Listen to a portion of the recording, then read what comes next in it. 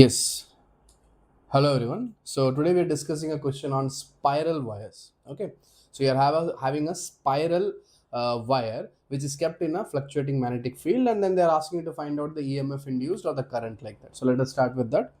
So a plain spiral wound tightly, having a large number of turns capital N, is placed in a uniform magnetic field perpendicular to its plane.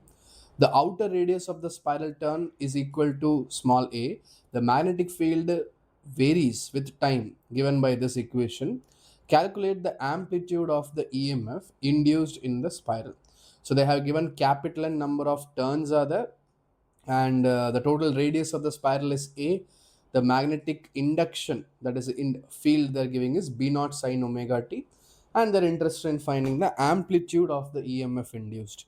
So let me first of all draw a diagram for spiral here. So something like this you can imagine. Okay, so this is a spiral. All right. Now, how many turns this spiral have means it is having n number of turns.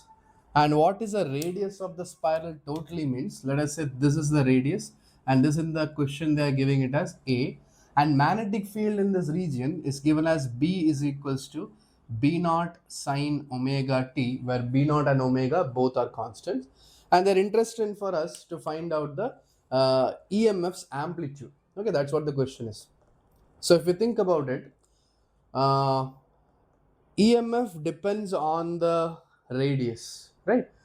Previously, we had discussed one question where there was a ring kept in the magnetic field.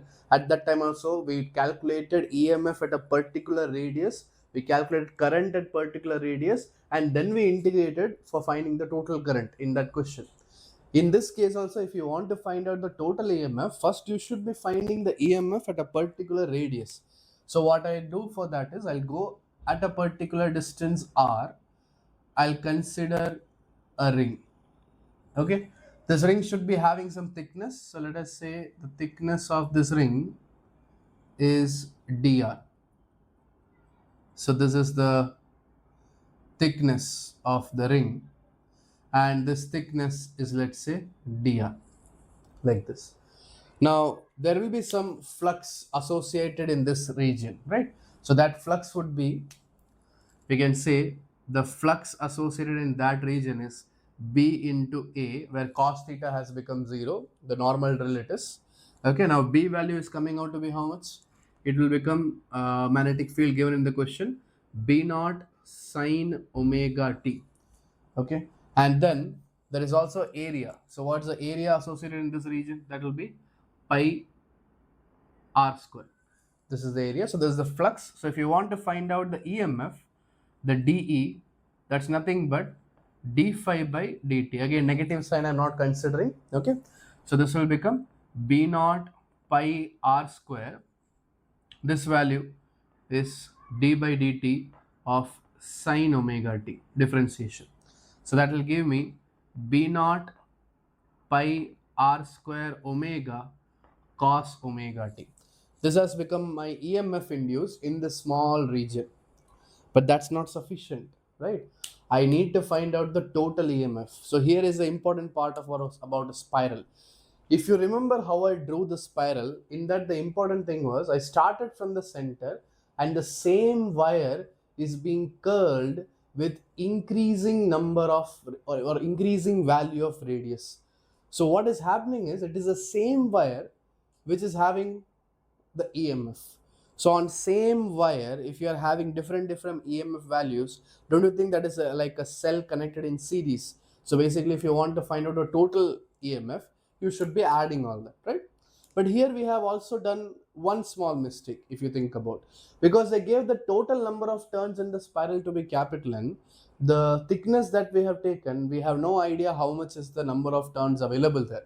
So we should have considered that somewhere here, right? The number of turns, it's not just one turn. In this thickness, I might be having n number of turns.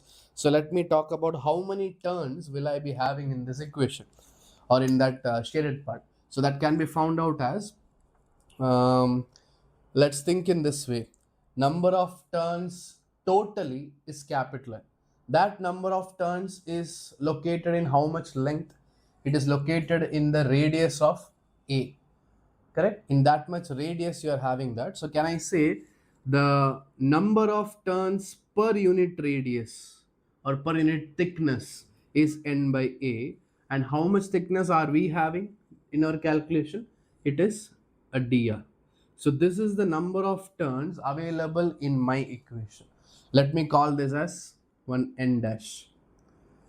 So I can say my flux that I have calculated, that into this area, it should be also multiplied with the number of turns that is available in this. Okay, so number of turns term should be coming here.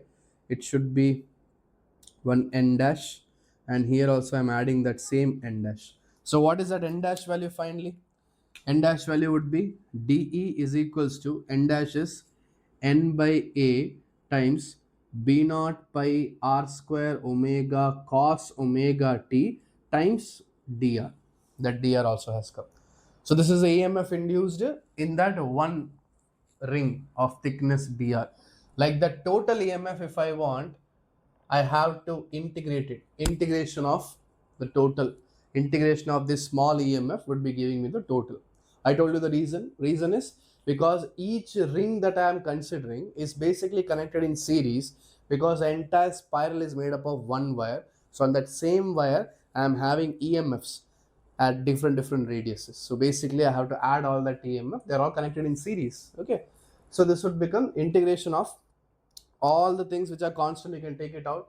N divided by a b naught pi omega cos omega t. Yes, cos omega t is also constant because I'm integrating at a particular time.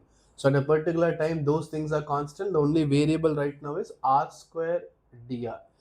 So on integrating this, we'll be getting it as pi omega b naught n divided by a cos omega t r cube by 3, and the integration goes from a limit of 0 to a, the total integration, right?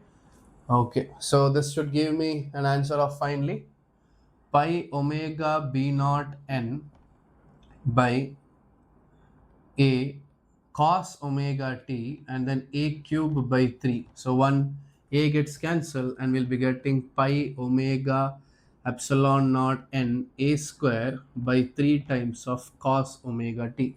So if they're interested in the amplitude of the EMF, then obviously we can say that this term that we are finding here, this is considered as the amplitude, right? As simple as that. I hope that you have understood what I said here. It's a very interesting question on spirals, right? Spiral, it can be considered as many multiple rings connected in series. That's how you can think, right? A full spiral is actually made up of one wire. So when you're talking about EMF, you should calculate EMF at a particular radius and then add that EMF in total, that is integrated, because all cells would be connected in series like that. I hope you have understood this. We'll stop here. Thank you.